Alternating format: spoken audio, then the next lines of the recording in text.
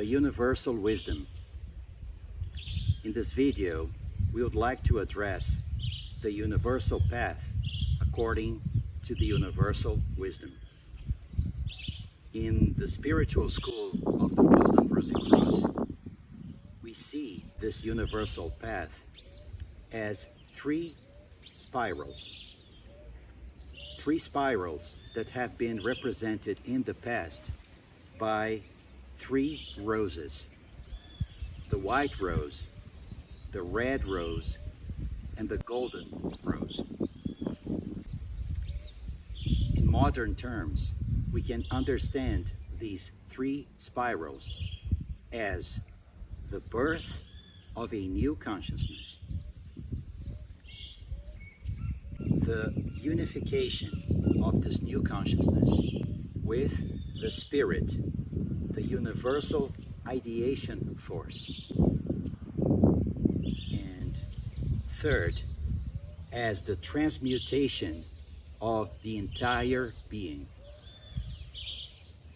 The birth of this new consciousness is based upon the spirit spark, the universal principle, the center of the universe, the center of the microcosm that we carry in the innermost of our hearts. Based upon this principle, after countless experiences, when the human being has reached the very limit of his or her consciousness, then the consciousness, the human consciousness, can be touched by this principle, by this spark, and be awakened by it, as if it ignited inside of us a fire. This fire is what transforms each one of us into a seeker of the truth, a seeker of our own true selves. So based upon this inner awakening, the human being begins the universal path, the path of the universal wisdom. And the first aspect of this path that needs to be manifested into the human being is a different kind of knowledge, is a true self-knowledge that awakens, that blossoms like the petal of a rose from the heart into the head. Organically speaking, this impulse of the spirit spark awakens different centers in our brain, awakening in us like a pre-existing memory, a memory of ourselves, as if we were looking at ourselves from outside the prism of our self-centered, egocentric consciousness. So seeing ourselves as we truly are, inside of the prison of our thoughts, our emotions, and our reactions.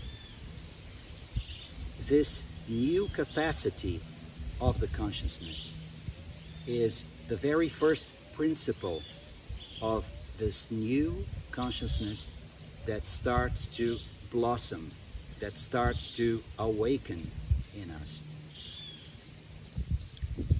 And based upon this new understanding, this new vision, this new self-knowledge of ourselves, we can then dive into the depths of our hearts and unveil the prison of our emotions and see the astral tensions in which we are always involved, entangled, imprisoned. And with this vision, we can take a decision not to connect our consciousness to those currents anymore. Gradually, experience by experience,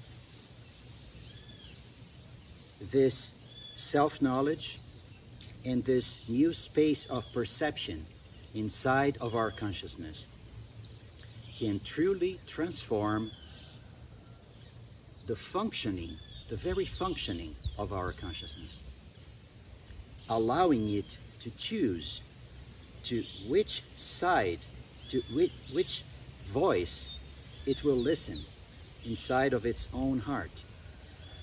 The old voice of the egocentric consciousness, or this new growing voice, still subtle, but growing new voice of this new consciousness. The voice of the rose, the voice of the spirit spark, the voice of the silence. So, in daily life, we start to build this new connection, this new bond, a golden bond with this new center in us, with the spirit spark.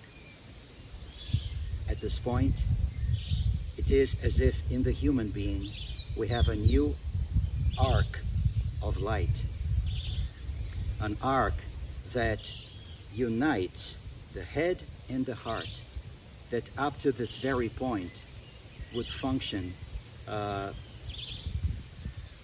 in a divided, totally erratic way. So with the head and the heart united to this point, around this very center of our being, we can then start to dive into the depth of our unconscious, the depths of our automatic reactions, the depths of the reactions that determine our repetitive egocentric behavior. This behavior cannot be trained, transformed, or even enhanced on a permanent way. We can certainly try using different methods, occult methods, mystic methods, even magical methods. But all those methods, what they do is to merely enhance the existing structure of the egocentric consciousness. We become better egos, more powerful eventually, but we remain in essence the same. What needs to take place is a totally different transformation, a transformation that should occur as the consequence of this new power, of this new force, of this growing new consciousness that is manifesting in us. This new consciousness can then, like the beam of a torch, illuminate the depths of our unconscious and bring in front of this new consciousness everything that is taking place, really taking place inside of us. The space of perception grows from the heart, the head, and now into the life sanctuary, into our biological reality, our instinctive reality. That also becomes visible gradually, experience by experience. And with this growing space of perception, we can then start to gradually change these automatic reactions, not forcing a change, but through a totally different understanding, a totally different self-knowledge that has grown into a conscious connection with this spiritual force, with the spirit spark. And based upon that, allowing us to react differently. Because since we see this inner world more clearly, it cannot control us the same way it did up to that point. This transformation of this inner attitude is what allows us to transform our actions, our interactions with all the world and all the people around us. Not by trying to escape the reality we live in, but by transmuting the reality into something totally different. Not in a forced way, as we said before, trying to change the exterior, the circumstances that surround us, but by changing from within. This transformation, dear friends, of the three centers of the human consciousness, the heart, the head, and life, or our hands, right, is what creates this different space. The first arc of this new light and the second arc of this new light. Like the symbol of eternity that takes place in our own being. This symbol of eternity represents the birth of a new consciousness. That is the white rose. That is the first spiral in the universal path. And the human being that has reached this point is then ready for the second spiral that works pretty much in the same way, in the same inner space. But if we thought about music for a moment, it would sound like the same melody, but on a higher octave. In other words, it is the same process, but at a much higher vibration. What is this higher vibration? As we said before, we are inhabitants of a miniature of the universe, like a micro-universe or a microcosm. The center of this microcosm is the spirit spark, the true center of everything. And around this center, there is a second and very powerful force, the power of the sphere. Using the words of Hermes Trismegistus, this boundless sphere that manifests itself anywhere.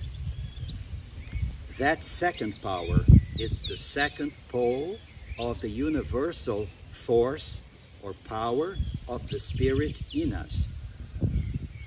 It is as if it were the power of the entire universe that surrounds us, but cannot unite itself to us because of the barrier of the egocentric consciousness.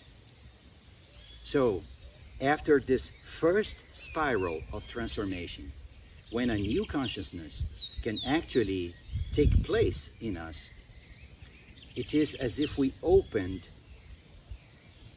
a luminous space, a space filled with light, a totally different light. This new power that manifests in ourselves as a new fire in our hearts, as a new light in our heads, and as a new space of work, as a new space of manifestation in our inner world.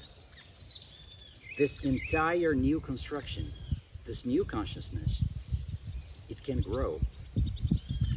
It can grow and become stronger.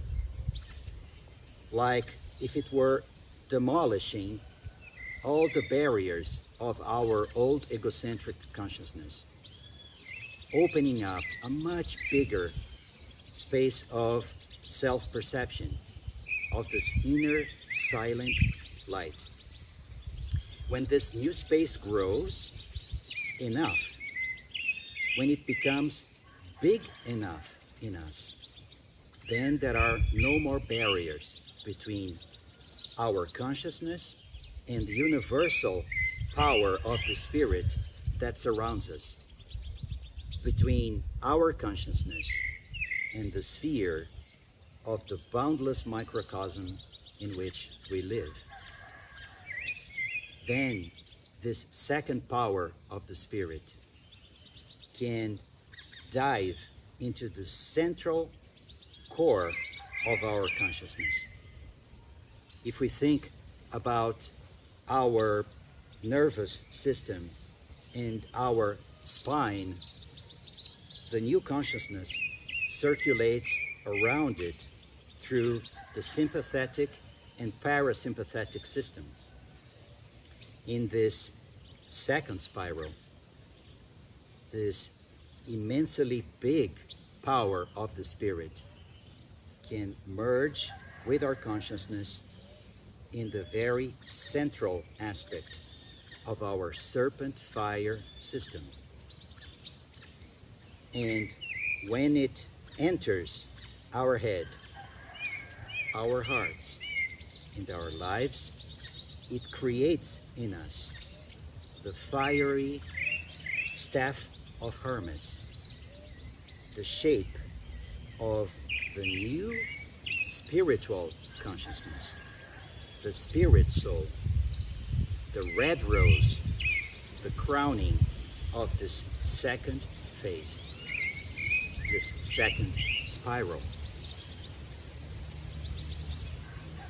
And to the human being that has climbed not only the first spiral of the new consciousness, but the second spiral of this spiritual consciousness, the consciousness that has been united with the force of the Spirit, to the force of the Spirit. Then the third spiral, that is represented by the golden rose, can manifest itself. This third spiral, this sublime third spiral, is the spiral of the true inner alchemy, the alchemy of the Rosicrucians, the alchemy that transforms all the aspects of our entire being into a new being that is united with the Spirit through the new soul, united with the universal manifestation through the power of a new consciousness. And the same process takes place, the same inner movement of renewing the head, the heart, and our lives through the recreation, through what we in the school call the transfiguration of our subtle vehicles, our energetic vehicles, our mental body, our astral body, and our etheric body. Dear friends, this path is the path that is open in front of all the seekers of the truth.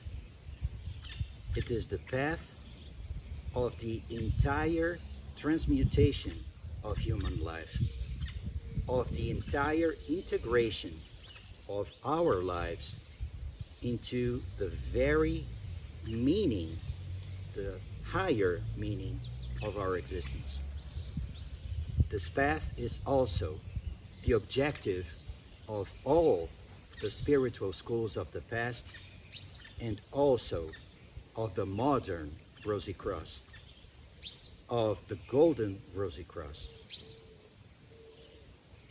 We hope that all those that have been awakened by this spirit spark and as such became the seekers of truth, the seekers of their real selves, we truly hope that they can find this path, follow this path, and be able to transform themselves.